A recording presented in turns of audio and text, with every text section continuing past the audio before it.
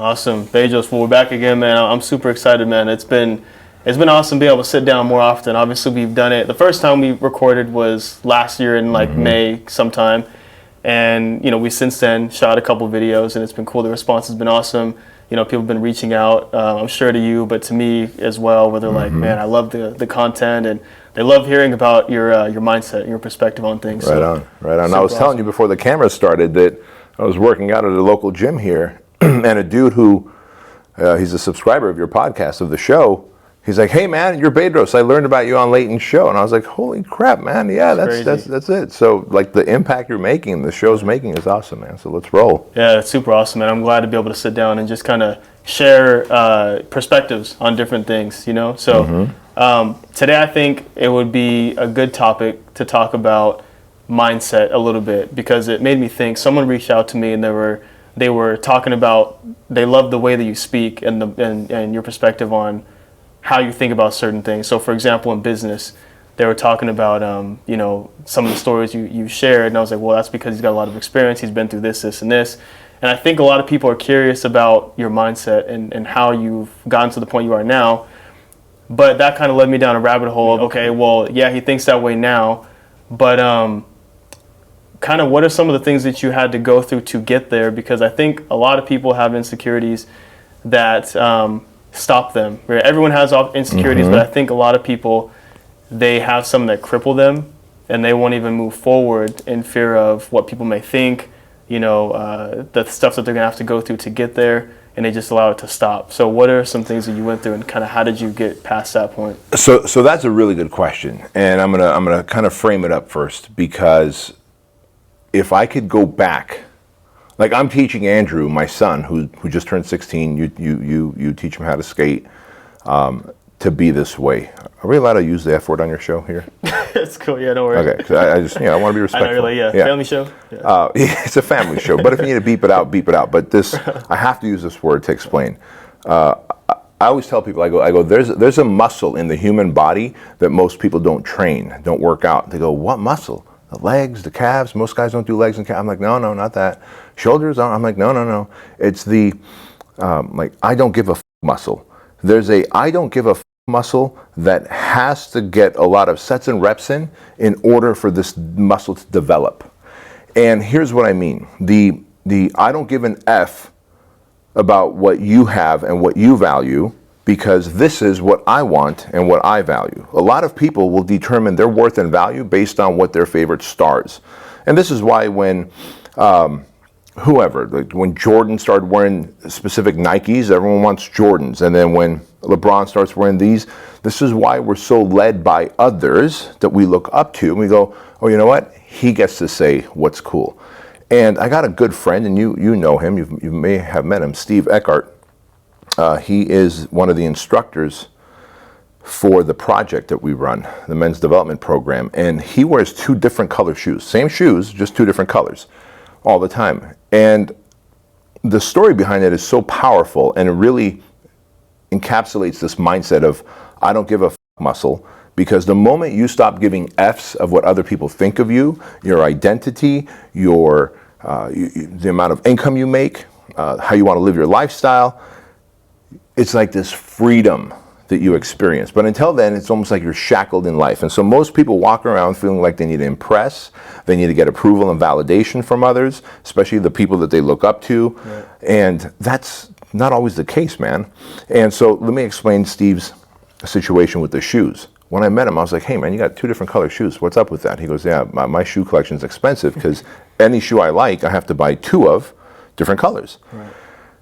I go, why? He goes, well, my daughter's really tiny and she's got a Barbie doll, and she put a tennis shoe on one foot and a high heel on another foot of Barbie. And he goes, I went to her and I said, hey, Midge, you could put 2 high heels on or 2 tennis shoes on, but you can't put a tennis shoe and a high heel on. Mm-hmm. Midge started crying. Like, no, Dad, I want 1 tennis shoe and 1 high heel. And so he's like, all right, whatever, it's your doll, have at it.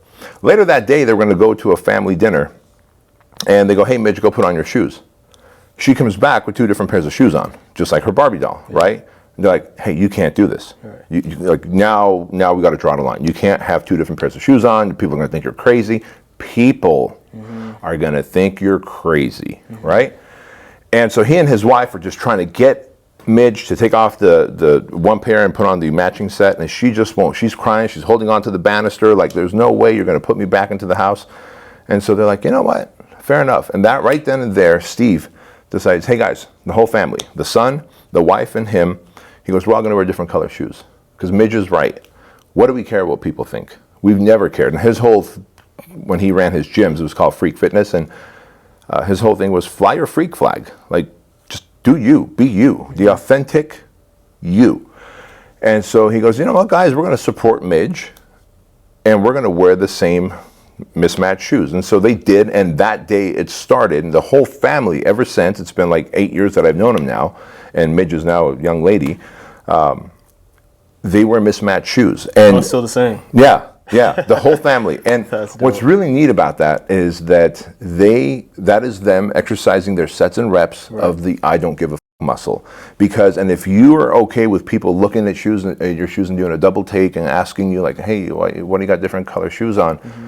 And you explain to them once, the second time's easier, the third time's easier, and the fourth time you don't even have to explain. You go, that's just what I'm wearing. That's my style, right? Exactly. He doesn't have to explain that, tell that whole story like he used to.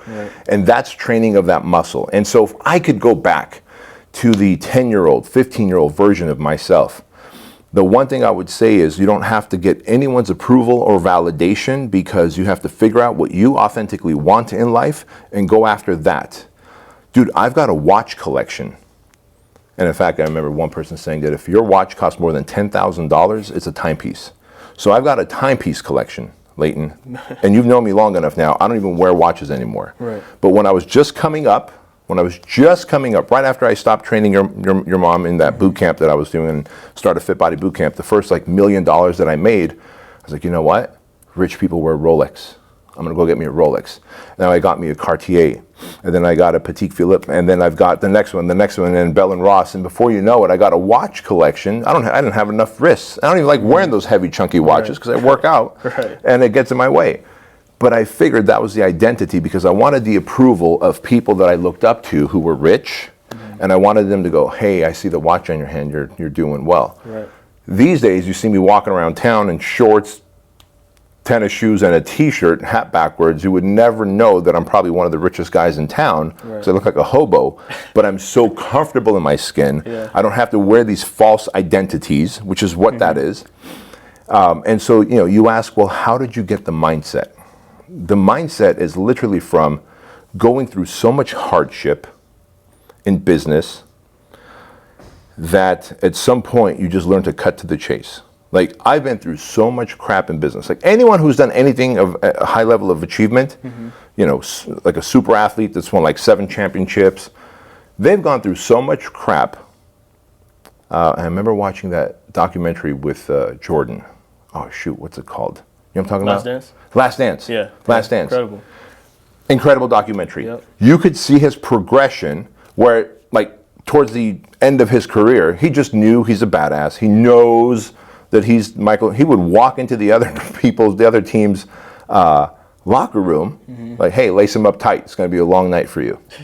Like, he just didn't care. And he knew the game started there in the locker room. Like, technically, most other players would be like, man, I'm not going to do that. That might start a fight. They might look down on me. That's poor sportsmanship. Jordan didn't care. He goes, the game starts here in the locker room. I'm going to get into their head. Lace them up tight, boys. It's going to be a long night for you. He already owned them before they even got to the court.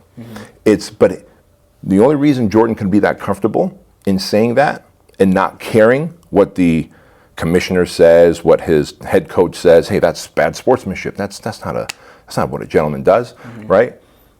He has been through so much on that court, injuries, surgeries, the pressure of having to carry the weight of that team, that he's just fresh out of F's. And he has strengthened that I don't give a muscle, and he knows how to be the authentic Michael Jordan. To the point where I was watching that movie, that documentary with my wife and kids, and you could see that he had like a cocktail there, and I could see the bloodshot eyes, and I could see they're kind of yellow and jaundice. I'm a fitness guy, so I can tell when I'm like, oh my God, his eyes are jaundiced. Oh my God, Michael Jordan, like, the guy's a legend. That means his liver's not doing well. Is that because he's drinking too much cocktails, right? Then I got to thinking, hey, B, don't you think he's got the best doctors around? They've probably told him, He don't give a fuck. He's living his life. I respect that. Good for him.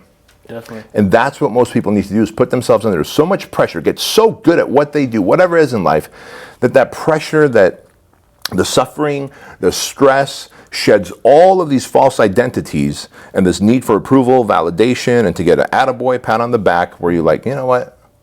And that doesn't mean you got to be rude and a jerk to people. That just means that you're just fresh out of F's, which means you can be the authentic Lheyton. Yeah. Do you think that you have to kind of artificially create that sometimes? Like, for example, like when you brought that up, I remember watching the documentary, and you know, he would tell stories about how he would almost like make these things up about, like, let's say, for example, he saw someone, I forgot the story, the actual player, but he saw someone in a restaurant, and he like envisioned like the guy bumping into him and being disrespectful to him in some way, shape, or form.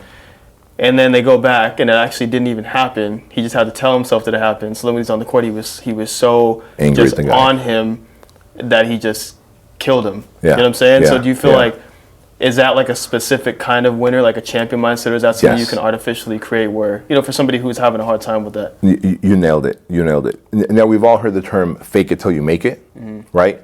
I don't think someone should necessarily go with their final few dollars and, you know, lease a Bentley and an expensive house and barely make it paycheck to paycheck just to fake being rich and hoping that they make it. Like, that's not the fake it till you make it, or lie about your wealth. But the fake it as in, like, if he needed to go into that darkest place where a winner goes in their head, he would see his opponent and he would assume that he was disrespected with a shoulder bump. And then when he played that opponent, he went into that with that mindset that he disrespected me at a restaurant. When I was powerlifting in my late 20s, I didn't even realize how powerful this was. And if people were like, hey, this is a very twisted mindset you guys have, like, this is not a healthy mindset, I urge everyone watching and listening to this to read the book Winning by Tim Grover, who was Michael Jordan's personal trainer, Kobe Bryant's personal trainer, Dwayne Wade's personal trainer. He explains the winning mindset because he was around so many winners. He explains this mindset so well. But when I was powerlifting, and I would have to strap my knees with knee wraps. I'd always go left one first and then right one, and I always go inward towards the heart. I always had a very specific way I would wrap my knees when it's like the heaviest weight. And I always pictured that I was going to do, all right, I'm going to do 4 repetitions here, and I'd grab the bar with my left hand and my right, put my trap under it, then the next trap, left foot, right foot. I remember it was the Inzer knee wraps, like, and I remember how it looked. And just before really taking that load of, 400, 500, 600 pounds on my shoulders, I would imagine, this is before I was married and had kids, that I have a daughter and someone's kidnapped her. And if I don't do these 6 repetitions, she's murdered. That, someone's going to go, you're certifiably crazy. That made me do those 6 repetitions plus 1, in case I miscounted, so that my future daughter doesn't get kidnapped in my head. In my head, it was so real. The ransom call had come in that I needed to do those 6 repetitions. That's the faking it till you make it. Putting yourself in a place of an emotional state where winning or not giving an F or being your authentic self is the only option. There is no other version of you. Right. And winners know how to do that.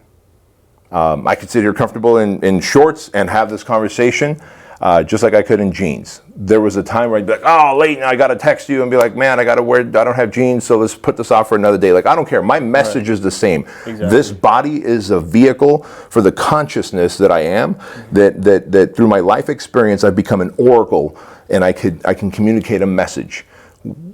What my skin is and what I have on top of my skin is unnecessary to the value of this podcast, of this episode. And so, but people need to get there. So how do you get there? You fake it till you make it in that way. You fake an adversity until you can get the adversity. Because really what Jordan did was, in a perfect world, that guy, his opponent, would have gotten up, shoulder bumped him, maybe shoved him, really given Jordan a reason to stomp on them on the court, right? But he's like, you know what, guy's not coming up, so I'm just going to have to create this in my head, and then go to that dark place and beat the poop out of him on the court. And that's what a winner does. Exactly. I agree with you, man, 100%. Because actually, I was talking to a buddy of mine about this a couple of days ago. It's funny that this got brought up, is because he was telling me about sometimes he doesn't want to make calls. Like in this business, you got to make calls. You got to reach out to people. And he was just talking about how bad he hates it. Like he's sitting in this car, like I just don't, or sitting in the office, like I don't want to do this. But he would drive to the neighborhood that he wants to live in Malibu, and he would drive there, sit in front of the house that he wants, and then he would picture his wife like leaving him for somebody else who made more money than him or more successful or whatever. Like he just make up these crazy, well, what seems crazy to some people. Very healthy test. Exactly, these scenarios in his head where it forced him, okay, I got to get it done. And then when you get it done, it's all like, why was I even tripping anyways? Right. That's nothing. Which, by the way, let's talk about that for a moment, because you know your audience deserves to know that. The fear that you manufacture in your head for anything that happens, you know, like I get coaching clients. I get about 2 new coaching clients a week. And these are coaching clients who own businesses that are doing multiple 7 figures, and they want to get to 8 figures, 9 figures, right? And I've been coaching them for a long time. I've been in business for a long time, so I can help them. And when I'll ask them to make a move, like my most recent coaching client, she's crushing it. She's crushing it in her business. And she's got an online service, and she has a 6-month and a 3-month membership. And I said, how long does the average client stay if they sign up for 3 months? She goes, most of them just do 3 months and then leave. About 10% re-sign for another 3 months. People that do the 6 months, almost all of them are done after 6 months. And the 6-month program costs about $650. I go, I've got an idea. Let's have a lifetime membership for $997. That means, like, they go, oh my God, for lifetime, I can pay $997 once and have lifetime access to this thing. We'll have taken a lot more money from customers in exchange for adding a lot more value. That's called increasing the lifetime value of the customer in business. And on the surface, she goes, oh my God, that is awesome. I'm going to make so much money. I'm going to be able to help so many people. This is great. I'm not going to have people churning and burning and turning over. And all of a sudden she goes, what if people get mad at me for having a lifetime membership and you know, want to get a refund at some point? What if they don't want to sign up for it? What if they take the 3-month program and the 6-month program instead of lifetime? All these what ifs come up. And all the fears that she had about having a lifetime membership were unsubstantiated. The brain just comes up with these worst case scenarios. And what if, like, the clients who are on a 6 and 3-month program are like, hey, I was never offered a lifetime membership and therefore I'm pissed off, I'm going to ask for a refund. I'm like, hey, I got an idea. When those things happen, we handle those case by case. But in the meantime, don't let your mind come up with the negative. Interestingly enough, what happened when we launched it, not a single person asked for or complained about the fact that they're on a 6 or 3-month membership. They just said, hey, can I upgrade to a lifetime membership? She said yes, charged them the difference, gave them a lifetime membership, and she texted me and she goes, you know what, you were absolutely right. But we tend to sit there in front of the house and overthink and overanalyze, and people are going to pick up the phone and say, you're bothering me, don't you know we're having dinner right now as a family, and how dare you cold call me? When in reality, they're either going to say, no thanks, not interested, or yeah, you know what, man, I don't have any kind of financial plan, and I'm in my 40s and 50s, and God forbid I die, I don't know what's going to happen to my family. I don't know who you are, but thanks for calling. That's usually going to be the answer. For sure. Yeah. You know, a crazy thing too is this relates to anybody. It doesn't matter how old you are. We do this from the youngest of age. I was teaching one of my buddies, Mason, this morning. Mason's 6. And he's learning how to drop. Well, he knows how to drop in, but he's learning how to drop in on bigger ramps. And now he's at like 7 feet. He's killing it. So it's super awesome. But you know, he'll do it, and and then we'll take a week off. I'll see him again the next week. And when he comes back, he knows he can still do it, but he's kind of standing up on top and he doesn't want to go down. I'm like, dude, you've done this 1,000 times already. Just do it. Like, don't think about it. So I tell him, okay, like, step away from the ramp, reset, do a circle, like, don't look at it. And then when you turn back around, you're in a brand new spot. Now you're going to do it, and just don't think about it and go in. Yeah. And that helps a lot of times, but still sometimes we kind of have that. We stand there for too long, and the ramp that was 7 feet turns into 30. It feels like it's way higher, and it makes it way worse. And then he doesn't want to do it, but he ends up doing it. And then it's like, he never missed a step, and then he does it again and again and again. I think we do that, at all stages of our life in different areas. And one thing for me, at the second part to what you said, I had not had, but I mean, I still kind of somewhat have an insecurity about opening up to people and talking to them about finance. The reason being is because I'm so used to being looked at as a certain way, and I'm used to people knowing me only in skateboarding and only, hey, he's the one who, he's good at skating, and he's, knows about fashion, and it's a completely different culture.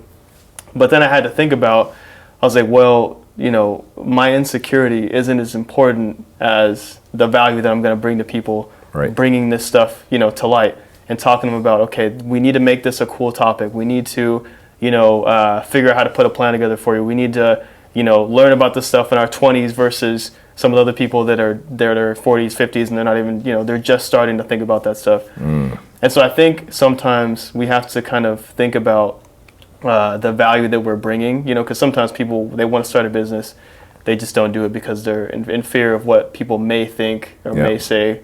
In reality, it really doesn't happen a lot of times.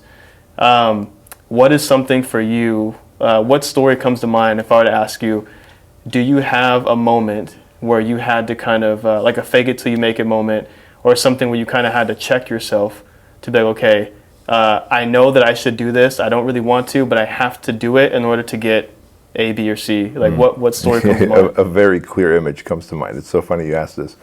So I was before starting my businesses, I was a personal trainer at LA Fitness in La Habra, not too far from here, like 30, 40 minutes from here. And working like at whatever it was, $12, $13 an hour. But then if you're a gym member and I sold you on a personal training package, like a 6-month training package where I train you 3 times a week, that would be like a multi-$1,000 package that you would pay monthly. But I get a commission. I get 10% of that. So really, my $12 an hour is nothing compared to the commission I would get from selling you, right? And dude, I loved fitness. Like Lheyton, if I could just bring you anybody still now, because I really feel fitness is the gateway drug to happiness, to abundance, to financial success, to marital success. Because the moment you're fit and you're back in love with yourself, with who you are, the person looking back at you in the mirror, you gain confidence and you gain this ability to start going, well, if I could change this, I could change my marriage, I could change my finances, I could change my business, I could change my mindset, right? So that's why I say fitness is a gateway drug, and I've known that for a long time. So I talked about this in my book. This gentleman, Jim Franco, my mentor, older gentleman, he was a personal training client of mine, and I would complain to him. I was like, Jim, I love fitness, I love selling, the sales strategy that LA Fitness taught me. And when I would get to the point where I would say, all right, Lheyton, so we have 4 programs, 1 time a week, 2 time a week, 3 time a week, and 4 time a week, and then here's the prices. Which one do you want? I loved if you just said, I'll take the 3 or the 4 or the 1. I loved that, because then I go fill out the paperwork, take your credit card, done. But what do most people do? They give an objection, don't they? Well, I need to think about it. Right. I need to go talk to my spouse. Right. I need to look at my finances. I got to see if I have enough time to work out, right? It's like, dude, you got a gym membership, right? And I was just horrible at handling objections. And so as soon as they gave me an objection, like I got to think about it, I'm like, okay, Lheyton, see you later. Go think about it. Go ask your spouse, whatever the thing was. And so I would, of course, then when I was training Jim for his personal training session, I'd complain like, man, I lost like 7 deals today because this lady had to think about it, but she says she's pretty serious. She'll come back. And this guy says he's going to look at his finances, and the other person said they have to go talk to their spouse, but she's going to be back. And he looked at me. He goes, Bedros, be backs don't come back. I go, whoa, what do you mean? He goes, they're not going to come back. He goes, in fact, because you didn't try and get them into the training program that they needed so that they can have a better life, better health, better mindset, they're going to cry themselves to sleep tonight. There's people crying themselves to sleep tonight, and it's your fault. Dude, I never looked at it that way. I never looked at it that way. Yeah.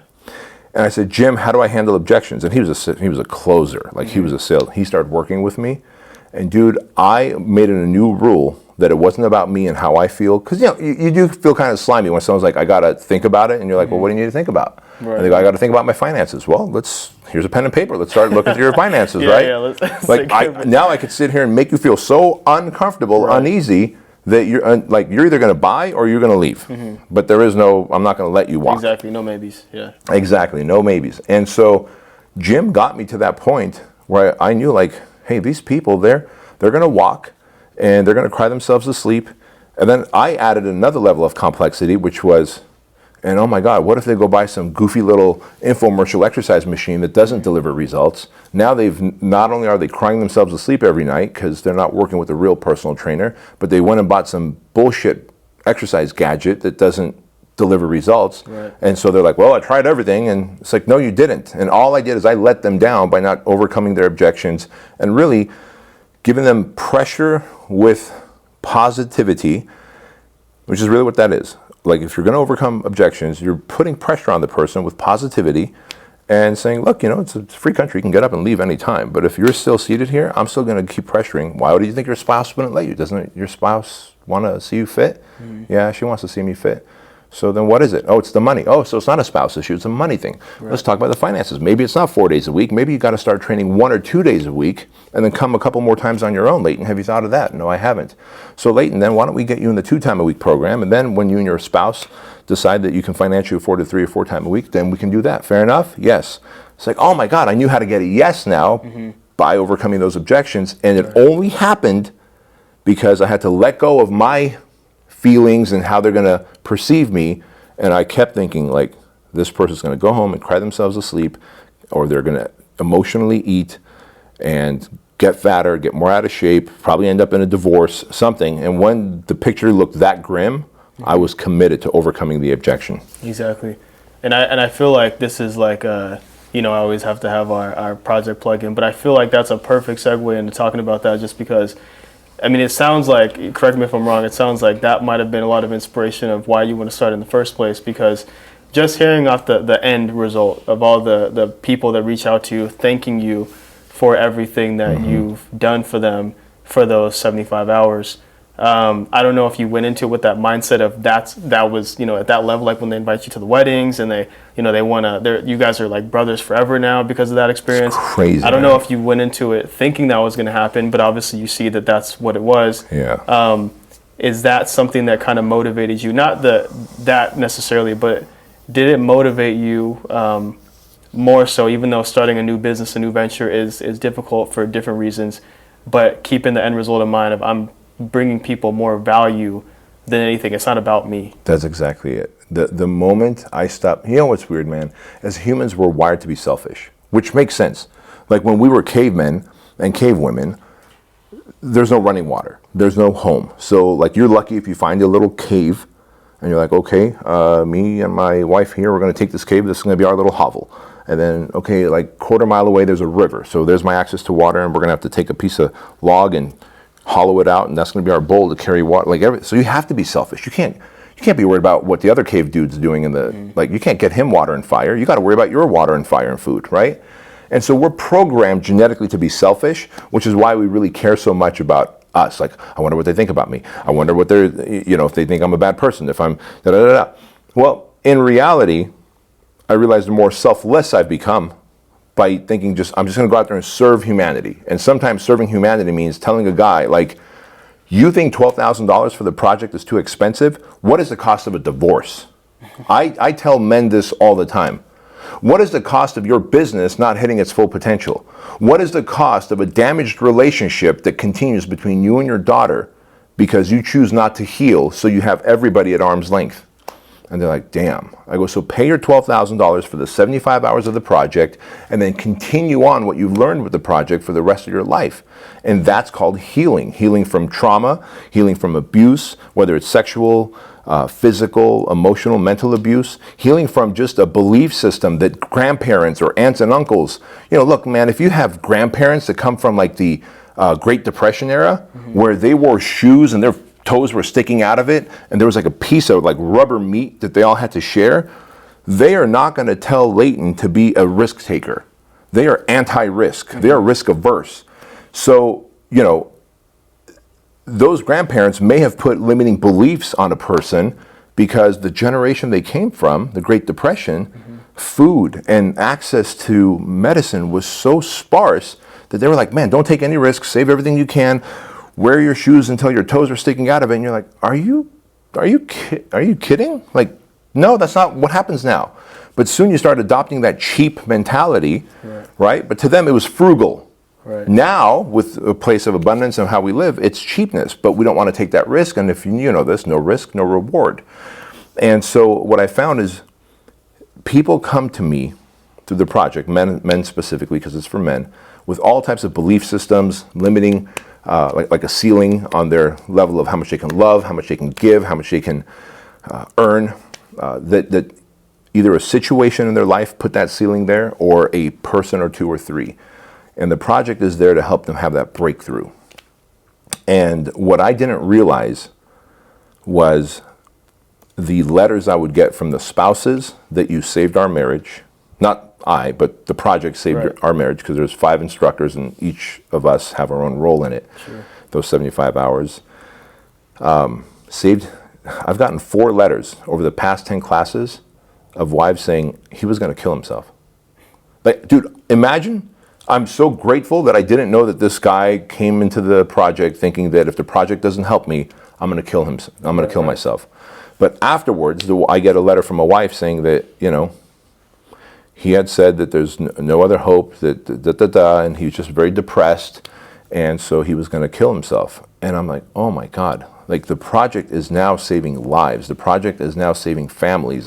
The project is now giving hope where there was once no hope. And it's all because I chose to be selfless and talk openly about the abuses that I went through as a child, the harassment that I got as a foreigner to this country. Go back to your own effing country, you're a foreigner, your parents are here taking our American jobs. And I was like, wait, your American parents want to clean bathrooms and deliver newspaper in the middle of the night and pump gas? Because that's what my parents were doing. Like, really? That's the jobs my parents are taking away? Are you f***ing kidding me, right?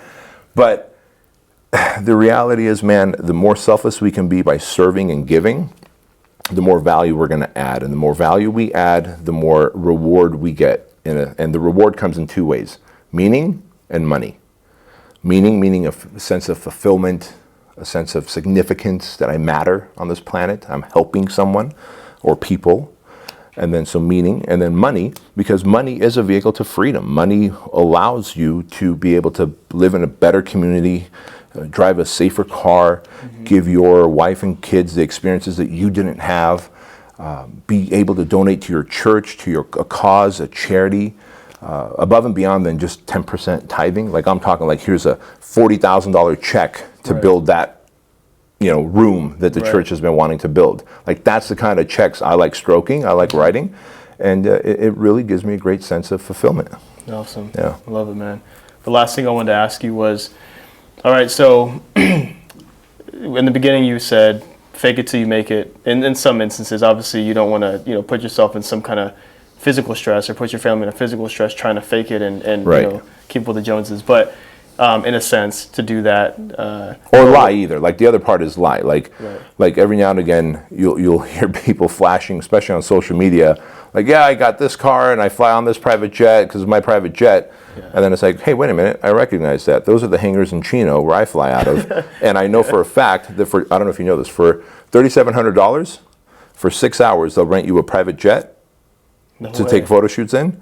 And they'll bring a Lamborghini Huracan as well. Wow. Yeah, because those, they're sitting in the hangar. Right. And so make some money. They made a business out of it. Exactly. Yeah. So, like, I wouldn't ever fake it that way. Right. But I would definitely fake it the Michael Jordan way. For sure. Yeah. Exactly. Creating some kind of artificial adversity in your own mind, for sure. Because that's going to push you to the next level. So, I mean, I guess that kind of answers my question, but maybe you have another thing to add on to that, is if somebody is in a spot where they're trying to get to the next level and they're doing it, they're faking it until they make it, they're kind of creating some kind of artificial adversity in their head, and they're making some progress, but at the end of the day they come home and they still have to sit with themselves like, yeah, I'm outside, people see me as this, I'm confident, I'm this and that, but then I still got to go home and I still feel this way about myself. What is maybe one thing that person can do to kind of push through that negativity, to push through that wall? I'm going to tell you, and it was what I kind of hinted to about fitness being a gateway drug. I'm telling you, it is like the cure-all. Have you ever seen the movie My Big Fat Greek Wedding? Yeah. Okay, you know how the dad has Windex? Yeah. And like any ailment, he'll spray Windex on and fix it, right? Yeah. I'm convinced that fitness, like working out, get fit, get abs, get fast, get strong, look sexy, naked, The clothes that you bought that are sitting in the corner of your closet that you were like, man, I'm going to get lean and tight and sexy and wear it, like actually start wearing that. Lose the 30, 40, 50, 200 pounds that you need to lose. And you will see how when you are just with yourself, you are madly in love with that human because, and here's why. The reason that we are not in love with ourselves, that we can fake it out there and show up with confidence and swagger and do all the right things that a confident person would do, but then come home behind closed doors and be like, man, I'm insecure, I don't feel I have the answers and all that, is because we lack credibility with ourselves. Because we bought those skinny clothes or those tight jeans or those short shorts and we said, hey, I'm going to get fit, I'm going to wear those. And then it's been 5 years and they're gathering dust and you didn't wear them, you didn't lose the weight, you lied to yourself. You lost credibility with yourself. And dude, if you're like, hey, Bedros, I'm going to come at 3 and we're going to film, and it's 5 o'clock and I'm still not here, I lost credibility with you. You're not going to trust me anymore. The only thing worse than losing credibility with another human is to lose credibility with yourself. 100%. To try and make a promise to yourself that I'm going to lose weight, get fit, make money, stop smoking, stop drinking, stop emotional eating, and then to keep doing it, you lose credibility. So I say, hey, start getting fit, start loving yourself, and when you do, the snowball of confidence just goes everywhere in your life. Awesome, man. Well, I appreciate the time. It's always a pleasure sitting down, man, because as much value you're bringing to everybody else, you're bringing a ton of value to me. It's almost like we have like mentoring sessions that just happens to be on camera, and so I'm super grateful for this time, man. So appreciate you. Thank you. Awesome.